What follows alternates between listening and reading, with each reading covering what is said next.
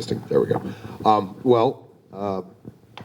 Ladies and gentlemen, brothers and sisters, I am honored, and I think I can speak for both Dr. Abir Shaheen and I, to say we are both honored that you've come out this evening and taken the time to listen to us discuss a little bit of Middle East, war and peace, politics, love and hate. Indeed, tonight, as I think we all know, the DNC, Debbie Wasserman Schultz, has put on another debate. So it actually, I'm kind of the folks that would register to come to a function like this are also the same folks who are going to be wanting to watch that kind of debate. So I'm actually quite encouraged. It's an encouraging sign that we don't have as large a turnout, because folks are actually interested in their country's politics, which is to be desired. So with that, I'll just very briefly give you a little of my background. Then I'm going to discuss the contemporary romance between the United States of America and Mesopotamia. I'll do that starting from the early 60s, and then after that, I'm going to go take it all the way up to President Obama's withdrawal, and then I'll hand it over to Dr. Beer. And then, of course, what's most important about this is folks come to listen, but much more important is that we can then have a dialogue, which I welcome. So yes, I spent many years working in democratic politics. I was a field director on Hillary Clinton's last presidential campaign in New Hampshire. Later on, transitioned once the Clinton campaign lost to the Obama campaign, and was in Ohio, and worked as the ethnic caucus director for that presidential campaign. And as we all know, we won. I stayed in Ohio then for about 5 years and worked for Governor Ted Strickland, and worked on gubernatorial races, senatorial races, congressionals, statewide campaigns for state office, this kind of thing. Indeed, also, one of my specialties was what the Sanders campaign is rightfully attacking right now, which is finance and politics, meaning I was the guy who raised quite a bit of money. While I was doing that, I was saying to someone just a few moments ago, I'm also Iraqi American, and inherited somewhat of the family business, born into this struggle regarding Saddam Hussein and his private ownership of Iraq. Indeed, my family my family is Iraqi Shia. Prior to Saddam Hussein, was very political. Some were ambassadors, some were undersecretaries of, let's say, undersecretary of state at the foreign ministry, this kind of thing. Of course, that all ended once Saddam Hussein took over in 1979. And in the interest of full disclaimer, absolutely am Iraqi American. My father was one of the leaders in the Iraqi opposition, as it's called, in Washington, D.C., with the dreaded Ahmed Chalabi and the dreaded Ayad Alawi, all these Iraqis who supposedly do not have the right of return, which I always find so interesting. And if I could digress just for one moment on Ahmed Chalabi,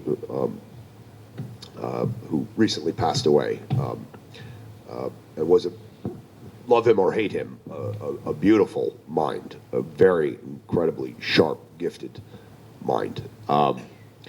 I find it interesting, these political narratives that get run in my country, the United States, where they convince an aggregate of the population, for example, when it pertains to Ahmed Chalabi, that somehow one man was able to convince a $400 billion annual defense budget, from the NSA to the CIA to the White House to the Pentagon, all by himself, and it's all resting on the shoulders of one Mr. Dr. Ahmed Chalabi. Absurd, is my point. Now,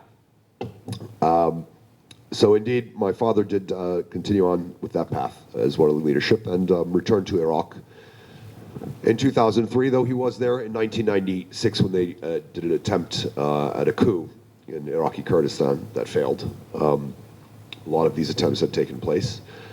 And he resides there now. He's held multiple positions. He was Secretary General for the Council of Ministries from 2004 to, I think, 2006. He's been a senior advisor to every single prime minister, from Alawi to Maliki to Abadi. But really, his specialty is education. And if it sounds self-serving, it's completely fine by me. I don't mind. My father has the only successful national program in Iraq right now, which is an education program that the Arabic word, I guess I could use, is wasta, which means you kind of have to know somebody. This is not taking place. He runs it's kind of a shadow education ministry that takes Iraqi boys and girls, regardless, no sectarian, no inside baseball, based on their scores, demographics, metrics for province. They receive full scholarships to study in the United States, UK, France, Australia, Canada, this kind of thing. It's a Herculean effort with a several $100 million budget that has got about 6,000 Iraqi youngsters, many of them working at the doctoral level, out of the country to study, and then to return back to Iraq. And the bargain that's struck, and I might also add, they are able to study any discipline they choose, which many countries in the Middle East that do run these kind of scholarship programs will not allow that. They want to study poetry, so be it. The deal is they have to come back and give 2 years of service to the government to try to rebuild. And the government's deal also, part of that bargain, is they have to find something that's relevant to their discipline of study. And if they don't find that within 6 months, their tuition and all debt is settled. And thus far, there are several thousand Iraqi youngsters that have now come back. And because it is the only successful federal national program working in Iraq right now, you can imagine the amount of fights my father has to have at the ministerial level day in, day out. Because Iraq, indeed, I don't think I'm making a profound statement when I say, is a mess. So, now getting more to the thrust of things. Oil. There. I said it, and if it were not for a DNC debate tonight, I would have said it in a crowded room. Yes, oil, the word that seems like almost like a filthy bodily secretion, is indeed critical. And if this provokes you, I mean for it to do so. I do not mean to imply that come hell or high water, that oil is the most important thing in life, but it's pretty damn close. Everything that we have, every bit of infrastructure, every bit of lighting, I mean, I don't need to go on with the absurd list, everything is set up and fueled by this. And so indeed, I find it hysterical when I hear the slogan, "No blood for oil," because I'm not interested in perpetual warfare in any way, shape, or form. Indeed, if there were a resource on the planet that might need to be fought over from time to time, particularly if there's a crime family in a very strategic geopolitical location involved, oil would be that resource. Now, but I'm going to try to rise above that and then try to delve into this vague notion that America has no business in Iraq. Indeed, Gore Vidal famously once said, "The United States of amnesia."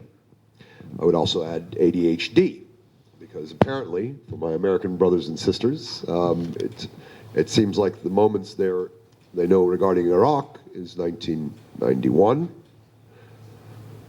2003. Khalas, that's it.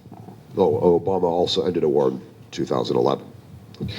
Supposedly ended this war. So, America has been laboring under this vague notion that we have no business in Iraq, no account with this country. And this has been crystallized and disseminated by our journalists class, our political and academic classes, and that list goes on.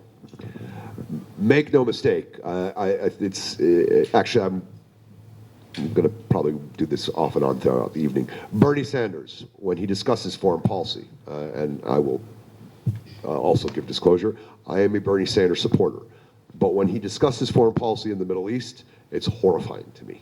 When he discusses the United States, it's as if the following has not taken place, and potentially he doesn't know, which I'm here to break it to you as somebody who's worked with senators and congressmen and these senior officials.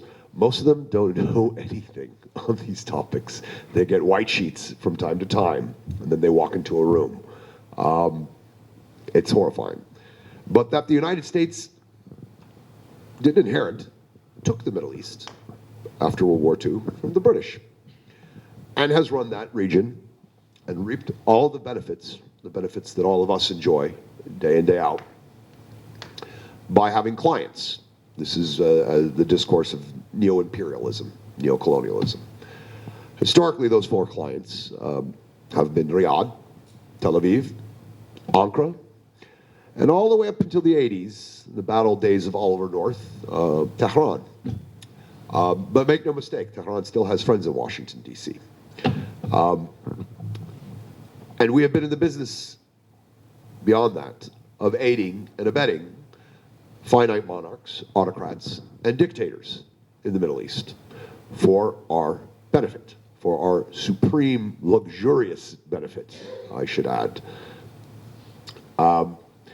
So this, by the way, has been called stability, one of, I think, the filthiest words I've heard in modern discourse regarding the Middle East, something you might hear anybody from Obama to Hillary Clinton, to a Republican candidate, trying to think of a serious one, damn, say. They keep bringing up the word stability. What you're seeing right now, and I'm doing this in short fashion, of course, in the interest of time, but what you're seeing is the result of several generations of this kind of stability that the United States directly has had a hand in. Now, to get directly now to the Iraqi question. Our glorious CIA, who gets it wrong all the time. Starting in 1961, cultivated senior assets in the Iraqi Ba'ath Party. 1962, Kennedy orders the CIA to make preparations for a military coup against General Qasem, as Iraq had expropriated about 99.5% of the Iraqi Petroleum Company's holdings, which was owned by the British and the Americans. Goodness, I should add, in fairness, I didn't realize that Kennedy had ordered those preparations regarding the CIA. I'm familiar with this, but I did not realize it was Kennedy, because the immensely insane list of damage that one could do in 2 years worth of a presidency of John F. Kennedy, I don't know how he could have done any more damage. And if that upsets people, good. But that's 1962. 1963, the Iraqi Ba'ath Party overthrows General Qasem in a violent coup d'etat, where they execute him, and this is indeed aided by our CIA, and in fact, we boast of it. This is the Ba'athist wing, this is the Saddam wing, and this is our CIA boasting of this. Fast forward now to 1979, Saddam Hussein takes over Iraq.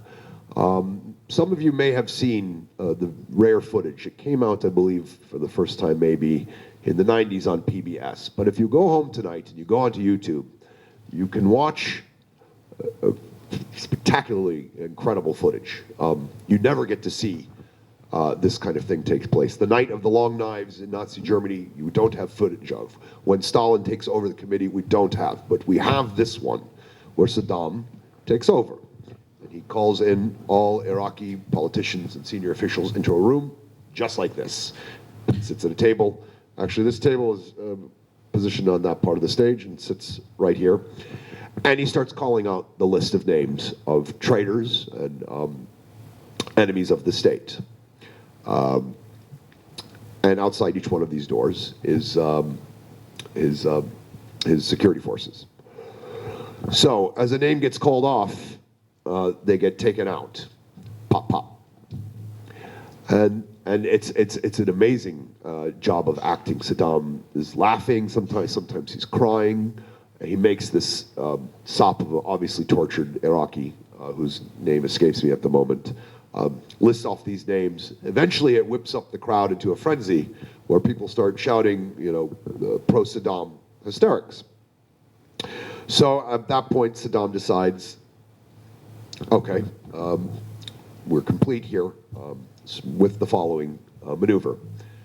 It takes another group of folks outside, takes the remaining comrades of theirs outside, gives them the gun, and makes them shoot their comrades. Now that's not on the film footage, just the auditorium bit. But now they're implicated, aren't they? Now they're in on the plot. And it gets worse from there. Indeed, in the annals of that century, the sadism of Saddam Hussein is second to no one. I mean, Stalin would sit up nights to think of how to get one committee member to betray the other. But he didn't think of these kind of tactics that Saddam Hussein pulled. And indeed, it goes to the point of evil beyond repair. Evil for its own sake. You've made your point. You don't have to continue to do it. The point has been made. Everyone understands. But this kind of entity cannot help itself and will not stop.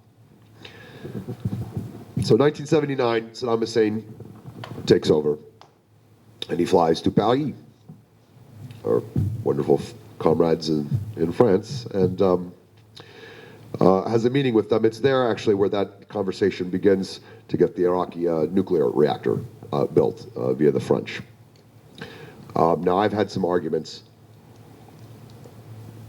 with folks from the Carter administration,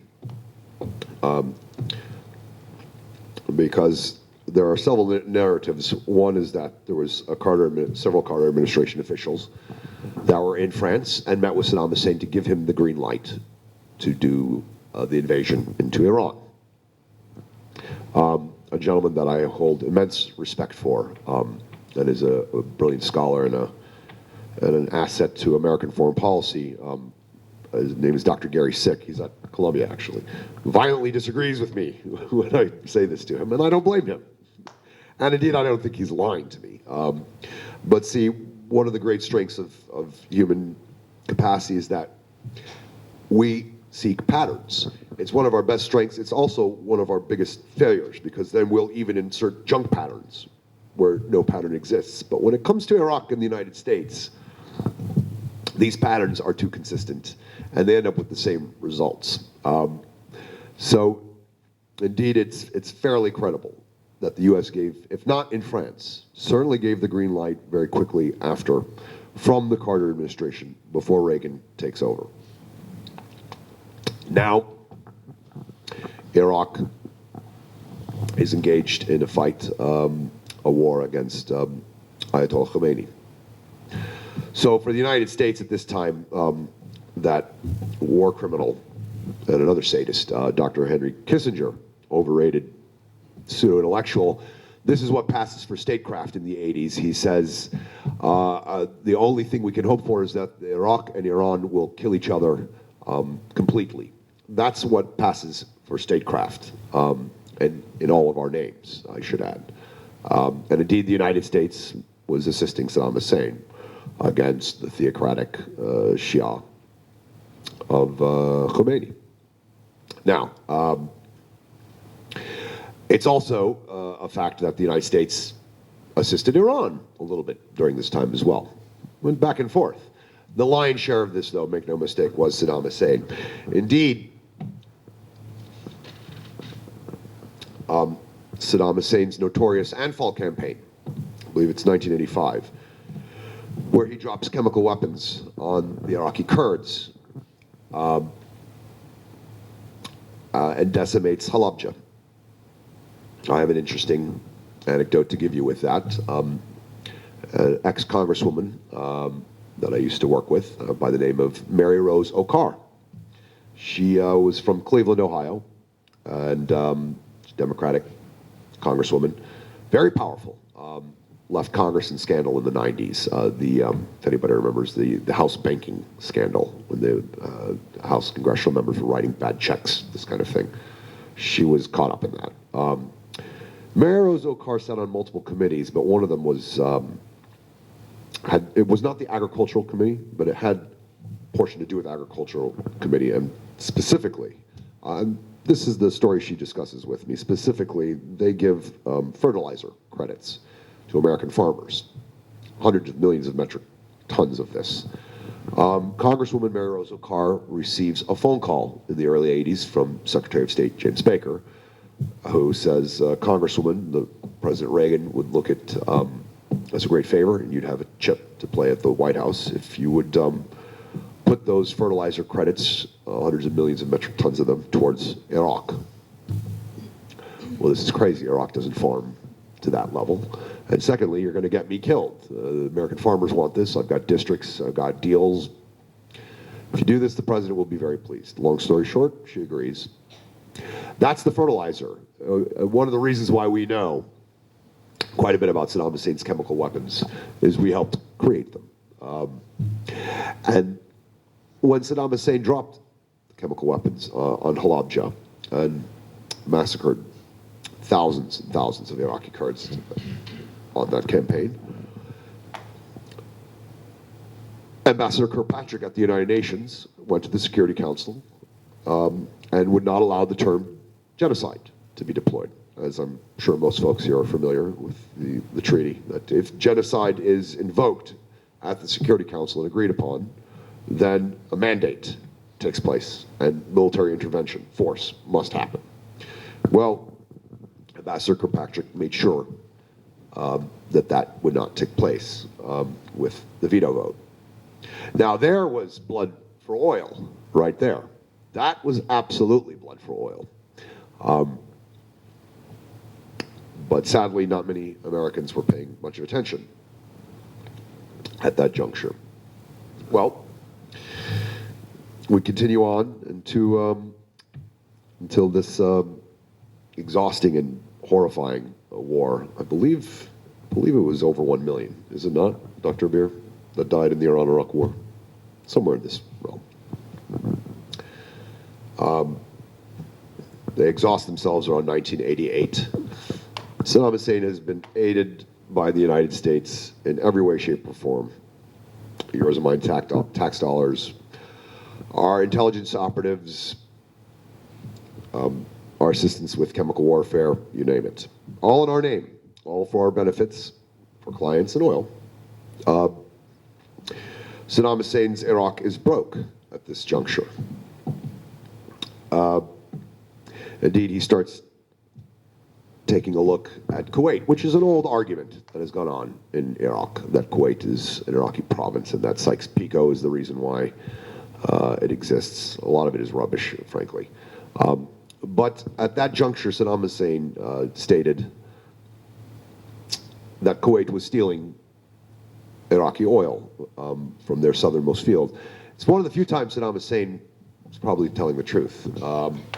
In fact, an American company called Santa Fe from Texas patented slant oil drilling in 1985. 1986, the Kuwaitis purchased that company and bring it to Kuwait City and immediately start sucking oil from the southern Iraqi oil fields. It's estimated today that it's potentially up to $250 billion that they have been able to extrapolate. Saddam Hussein accuses Kuwait of this. Bush sends our ambassador to sit down, and we indeed say in 1990, if you have a problem with Kuwait, we have no problem with you having a problem with Kuwait. So Saddam Hussein invades. A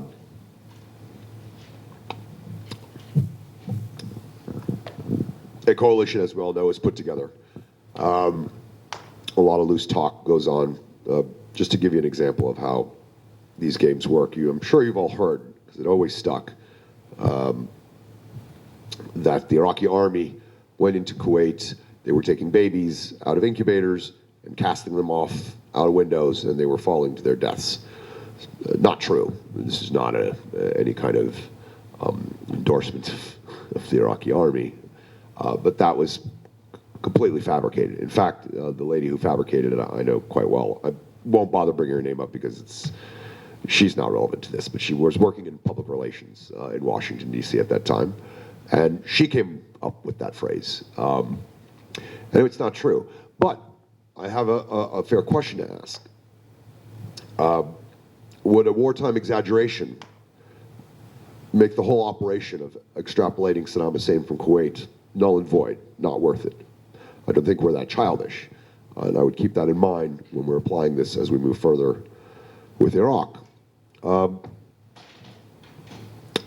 Hussein is defeated, is pushed back into Baghdad, and it's at this moment that Bush tells the Iraqi people to rise up and revolt against Saddam Hussein. If you do this, Schwarzkopf and the American army is standing on the border of Kuwait. We're right there. If you revolt, we will back you. Well, foolishly, my Kurdish and Arab brothers and sisters in Iraq listened. So the Shias in the south believed it. The Kurds, Sunni Kurds in the north, believed this. And Saddam Hussein crushed it, killing tens and thousands in horrifyingly brutal fashion. And the United States Army was told to stand down. And our military watched it take place. So now we enter into the sanctions era. One of the most horrifying, filthiest processes that has taken place in modern global history. The sanctions had the twofold horrifying effect of decimating somewhere between 750,000 to 1.2 million, somewhere in there. Women, children, elderly, the sick, decimating an Iraqi society, reducing them to complete buggery and dilapidation, and keeping the reptile in the nest egg, Saddam Hussein. Did nothing to harm him. Absolutely nothing. I might also add, as I promised, I'd switch back into modern campaign politics. Hedge fund manager Madeleine Albright recently said that there's a special place in hell for women that don't support women in regards to Hillary Rodham Clinton. I find that effing hysterical, absolutely effing hysterical. I think the irony here is that there's a special place in hell for, in this case, a woman who violently and with precision executed a plan that led to the death of about 600,000 women. I don't know another woman on the planet that has those fingerprints on her. Hedge fund manager Albright certainly does, and indeed was so callous as to tell Leslie Stahl on CBS in the, I believe the late 90s, knowing the decimation that you've done to women and children, do you believe it was worth it? She said, yes, we do. Absolutely. I might also add there's an interesting point to be made here when Madeleine Albright pulled this line the other day, which is her famous tagline, the special place in hell, is that Secretary of the Treasury Robert Rubin violently argued against Bill Clinton's welfare reform, while Secretary of State Madeleine Albright, as I said, violently executed the sanctions plan, of course, run through the vehicle of the United Nations. I just needed to make that point there. So, Iraqi society is being devastated. I would also add is imploding. And make no mistake, Saddam Hussein is going to die at some point. We're now getting into the late 90s to early 2000s. I don't mean he's going to die right then, but I mean someday death has a 100% success ratio. He will pass. Now, the next thing that we have to look forward to is the delightful Uday and Qusay regime, or even more probable, Uday versus Qusay regime. And the implications of that are lovely. Now, all of this, I'm told in short fashion, of course, but all of this, whether we like it or not, has led us to Iraq in a horrifying, horrifying way, from promises to massacres to you name it. Very unique regarding America versus anywhere else on the planet, frankly. And now we'll get to the thrust of this. There are 4 conditions of which a country loses its sovereignty. 1 is genocide. Check that, Saddam Hussein. 2 is development of WMDs. Yes. Now, it does pain me that Mr. Blair and Mr. Bush decided to run scare tactics on you and I regarding the WMD narrative. There are WMDs in Iraq. Indeed, they found some of them. The New York Times just ran an article not long ago. I would also add that Saddam Hussein's inner gang is a cult of burial. They bury everything. They bury money. They bury jets. They bury people. They bury nuclear reactors, and they bury weapons, chemical weapons. There's quite a bit of that still floating around Iraq. I might also add, he will continue to reconstitute his WMD programs. This will never stop. It will never, ever stop. Indeed, the Saddam Hussein regime had a ministry developed for the concealment of WMDs. And it should also be made clear that Mr. Hans Blix and his inspection team, it's a misnomer to use the word inspection. They're there for verification. They're not inspecting anything. And this is the political playing with communications. They're not inspecting a damn thing. They are there to verify you have XYZ. You say you don't have XYZ, we count XYZ, show us XYZ. Iraq is the size of California, with a population roughly the same. If you want to actually inspect Iraq for WMDs, you're going to have an army in Iraq. You're not going to do it with Mr. Blix. And indeed, also, I might add, another problem with the inspections is that Iraq cannot claim they destroyed them without verification from the United Nations, which Iraq, when I say Iraq, actually forgive me, it's Saddam Hussein. He's not allowed to destroy any WMDs without that being verified. And indeed, that was taking place as well. Thirdly, aggression and invasion of neighbors. Iran, Kuwait, Scud missiles at Tel Aviv during 1991. Fourth, harboring international terrorists and gangsters, from Abu Nidal to Carlos the Jackal, to absolutely the beginnings of a flirtation, absolute beginnings of a flirtation between Al-Qaeda and Saddam's regime. Zarqawi does not get into Iraq without express permission.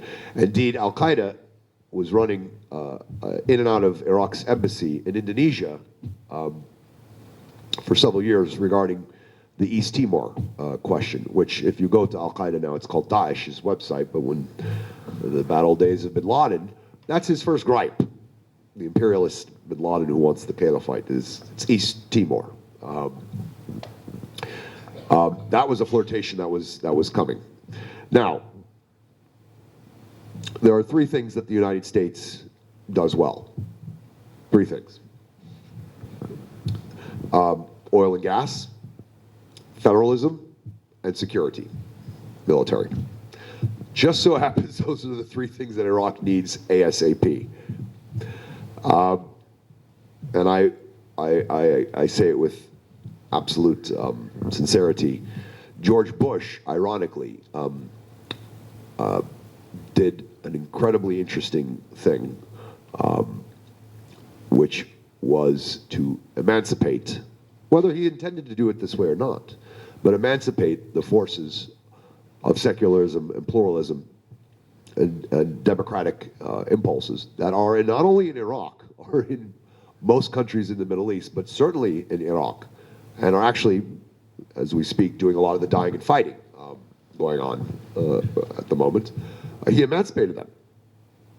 That's a gross departure from American foreign policy, which is, again, I repeat, aid, abet, and keep, placate our finite monarchs, autocrats, and dictators. I should tell you, the House, so much for the House of Saud, George Bush, Bush family famed relations. The Saudis were hysterical. They absolutely do not want Saddam Hussein removed. They're no fan of Saddam Hussein. Bush ignored them. Why, might you ask, does Saudi Arabia not want to get rid of somebody who is terrifying to them? Well, a variety of reasons, but one, they're not interested in seeing the potential of a nascent democratic experiment to take place. It's a direct threat to them and every other family in this region that owns people and land the countries as their private property. They do not want to see that. Two, of course, if we must get to it, the Shia question. They're not interested in seeing an Arab Shia. And particularly, they have a small population of Shia in Saudi Arabia that just so happen to be where all the oil is in Saudi Arabia, and they do a lot of the labor work. And they don't want these cats getting any ideas. Same with King Abdullah. He was almost crying. I mean, they have photos of this when he left the White House in anger. Big Oil doesn't like war, okay? Big Oil is not interested in conflict. And by the way, the United States does not need to go and invade Iraq to get Iraqi oil. We can get as much Iraqi oil during Saddam Hussein's time. Indeed, he was offering it to us on the 11th hour. Thank you very much. The last thing Big Oil, by the way, wants is war and conflict. They want, particularly dictators. That's great. It's, again, that filthy word, stability. They beseeched President Bush not to do this, ignored it. None of these points being made are made so that I can imply that there's some kind of nobility to George W. Bush.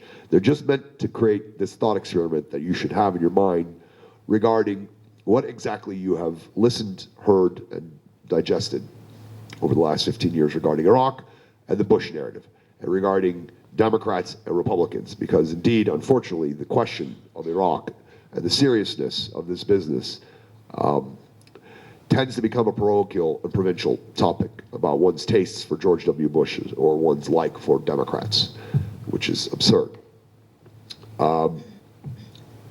So, Saddam Hussein was guilty of all four of those conditions. So, as I was saying, I'm sad Mr. Blair and Mr. Bush decided to use the scare tactic of the potential threat of WMDs to reach us imminently. Nevertheless, they did. But the warrants to go were already there. We need but grab them off the shelf and actually do what we're morally, politically, and treaty obligated to do. Goodness, my next point. It's escaping me. So at this moment, it's true. I will not have any debate or quarrel. The post-invasion ranges from clumsy to war crimes. But there is a difference between the impetus for the invasion and the post-invasion aftermath. Now we have the Obama years.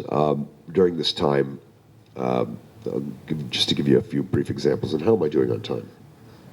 I think I've got a few more minutes. Of the brilliance of the Obama administration. A U.S. senator was very fond, won't name him, but a U.S. senator, the only clue I'll give you is he's the vice president, is very fond of discussing partition in Iraq, and very fond of discussing everything in terms of sectarianism. Some folks from our side sat down with him in, I want to say this is 2006. First of all, where does Joe Biden get off saying the United States gets to partition Iraq. Unless you've made Iraq the 51st state, which I can tell you, there is a fair contingent of Iraqis that would have said, fine, do it, make us the 51st state. But last I checked, that had not taken place. Where does Joe Biden get the authority? Where does the US Congress get the authority? And last but not least, if somebody can point to me an example of partition anywhere on the planet that worked out neatly and nicely, I'm all ears. I mean, other than the bankruptcy of a borrowed, failed policy from the British Foreign Ministry's bad old days, the United States has decided to take and continue when all else fails, partition. I can't think of one example, but again, I repeat, I'm all ears. Well, some of our comrades had a conversation with then Senator Joe Biden, and it went something like the following. One of them had a condo in Northern Virginia, and if anybody's familiar with Northern Virginia, there's a region called Old Town Alexandria. It's right across the Potomac, right across from Washington, D.C. Right in the middle of Old Town Alexandria. It's a spectacular, gorgeous old colonial neighborhood.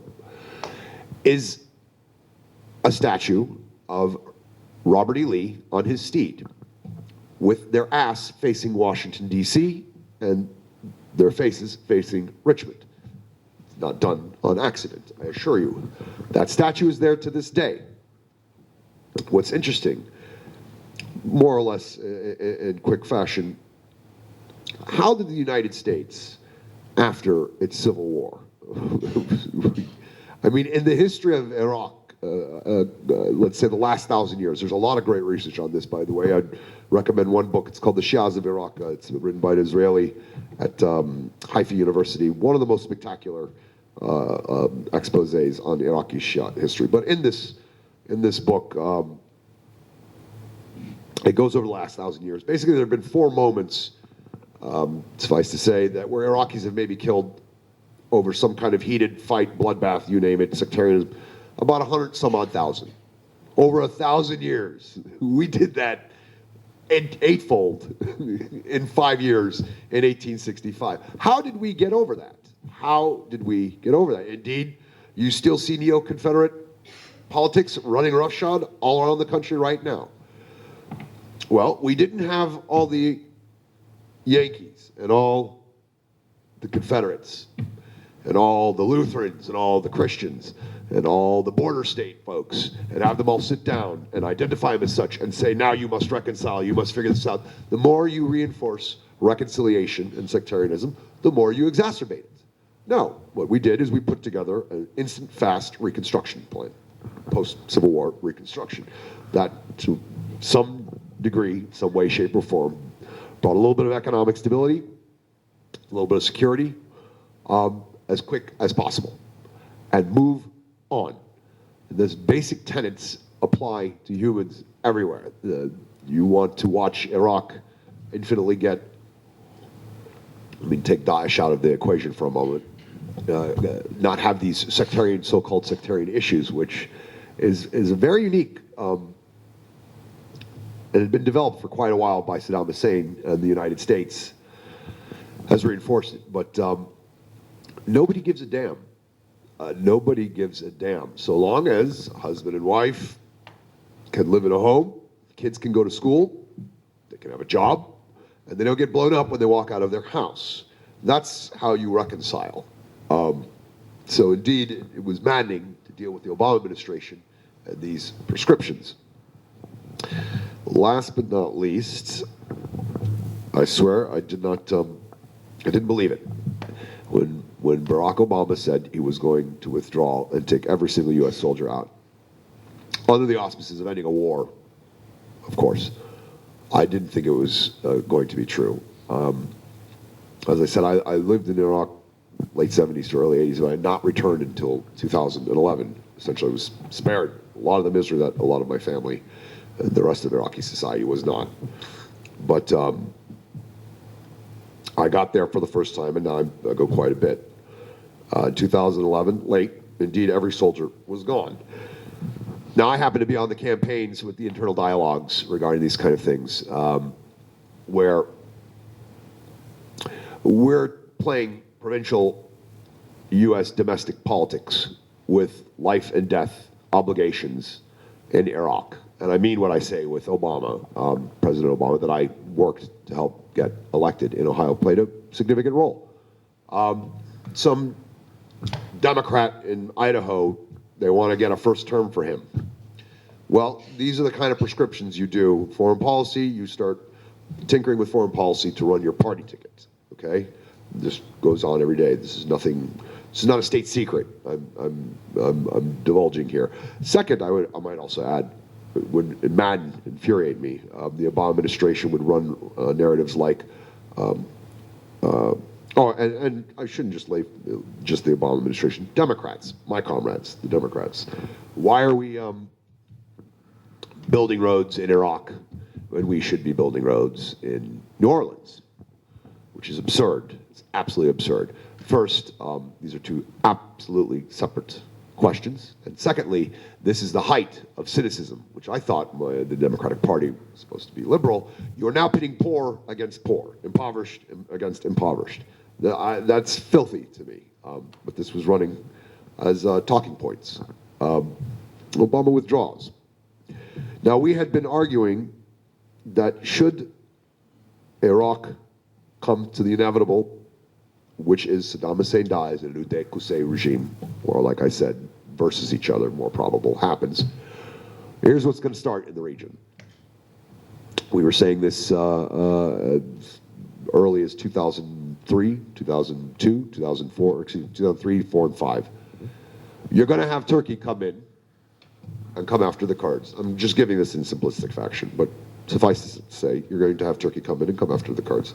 You're going to have Iran come in regarding the Shia, and you're going to have Saudi come in regarding the Sunnis, the so-called veneer of sectarianism, these ancient celestial battles that we love to sell here, that are complete fictitious. But suffice it to say, we said that was going to happen. Have you taken a look at Iraq today, and who are the players, and what's going on with the United States' withdrawal? Again, under the auspices of a peace. The region is bent. Massive budgets are bent on the destruction of potential democracy that we midwifed, however imperfect and filthy as it is at the moment, in which indeed it is. I guess I will close with the following. Obama did not end any kind of war. And in fact, our president has taken us back from the odd turn that George Bush took, which was emancipation, back to our old relationships of placating, aiding and abetting our finite monarchs, autocrats, and dictators in the region. Some people call this a reset. But this is essentially what's happening. And again, in our name. So a lot of the fighting that's going on there right now are by secular forces. And they're fighting Daesh. And indeed, they're fighting other countries by proxy. And they very well could lose. This could happen. But I see the Middle East in some ways, there's something a little bit analogous to Europe. Europe went through about 1,000 years of imperial and holy wars until they flattened themselves, culminating in 1915 and 1945. Europe is a much different place now, although the forces of fascism and National Socialism are always going to ebb and flow. This is part of human nature. But Europe is a much different place. I feel that this may be developing in the Middle East, but the fight has started. And as cold as this sounds, I welcome it because I can't abide another generation or two of Middle Easterners of any persuasion stuck under the boots of these regimes, let alone by my beloved United States assisting it. That fight has started now, and it's going to get a lot uglier, I fear, before it gets worse, but at least it's getting rid of these code words like stability, which I, for one, welcome that, at least. But with that, I will stop. Hand it over to Bear.